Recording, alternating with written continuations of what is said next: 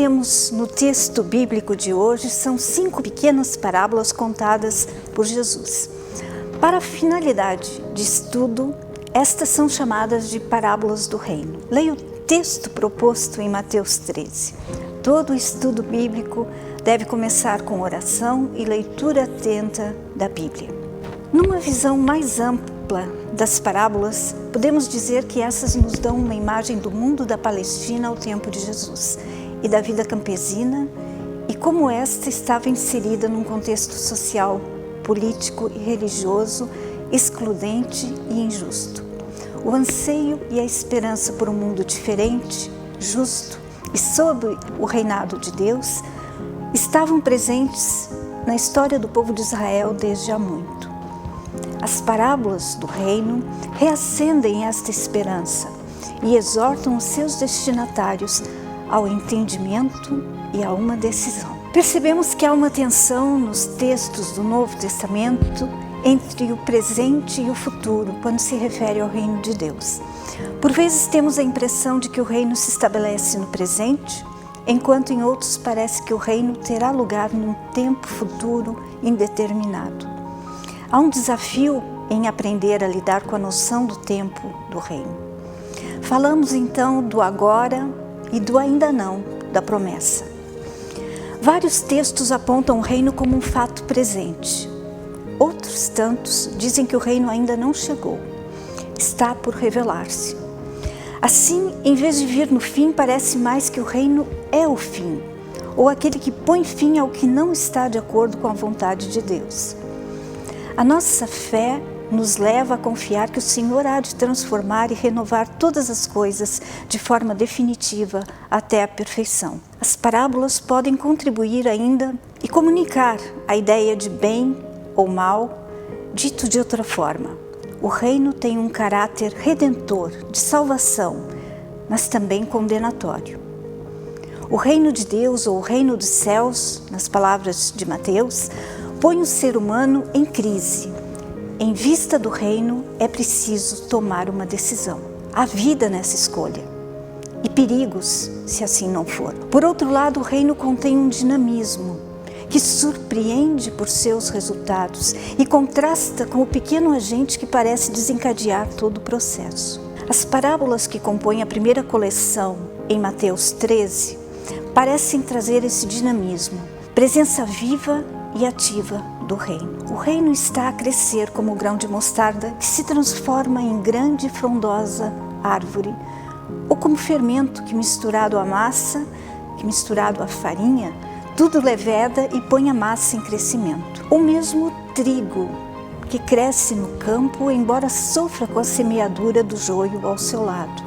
Parábola anterior à do grão de mostarda. O reino de Deus é semelhante a um processo de crescimento. Crescimento este que não depende da vontade nem da ação do ser humano. As 2 primeiras parábolas da segunda coleção exaltam o valor do reino e a alegria de quem encontra e a valoriza. Em ambas se descreve a ação de um homem que encontra um tesouro de valor inestimável e logo o adquire, à custa de tudo o que possui. O sacrifício de adquirir o bem está incluído na parábola. Aparentemente não parecem ser bons negociantes, os que vendem tudo para comprar uma única coisa. Parece insensatez destes negociantes. Mas para os ouvintes, estes olhariam então para o reino dos céus como um bem que desperta profunda esperança. Grandes sacrifícios valem quando o fim é valioso. Estas parábolas, de certa forma, vêm reforçar a exortação que Jesus já havia feito para abandonarem tudo aquilo que julgavam ter um valor e buscarem o que é eternamente valioso. Mas é mais do que isso. O reino irrompe na nossa história de forma misteriosa. Acolhe a todos os que procuram abrigo, tal como no grão de mostarda. Envolve toda a realidade, tal como o fermento na massa. A última, a parábola dos peixes e da rede, parece estar sabiamente colocada para encerrar, tal como começou, estas 2 pequenas coleções. Vale lembrar que destas deste domingo são-nos propostas apenas 5. A parábola inicial e a final, a do joio e da rede, e só vimos a da rede, lançam a visão do leitor para o fim dos tempos, pois ambas tratam do juízo que introduz o reino de Deus em sua plenitude. O que se espera dos ouvintes e leitores é paciência. Ninguém deve antecipar o que só Deus deve fazer, separar o bom e o mal. Os seres humanos não conhecem, não conseguem olhar para o coração humano. Uma segunda razão é que Deus determinou a hora da separação.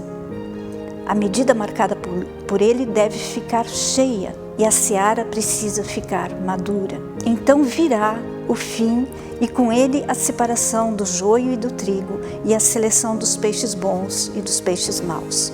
Só então surgirá a comunidade santa de Deus.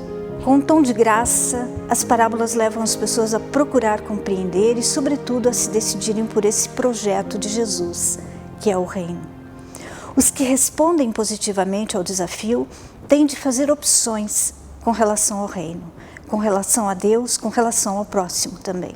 As parábolas do reino carregam a certeza de que os tempos salvíficos estavam presentes com a presença de Jesus e continuam a irromper na nossa história. E algumas têm um tom de crise, a crise do reino. Há perigo, mas sobretudo a salvação. Nas palavras do teólogo Charles Dodd, aceitar o reino significa, na realidade, arriscar a vida por ele.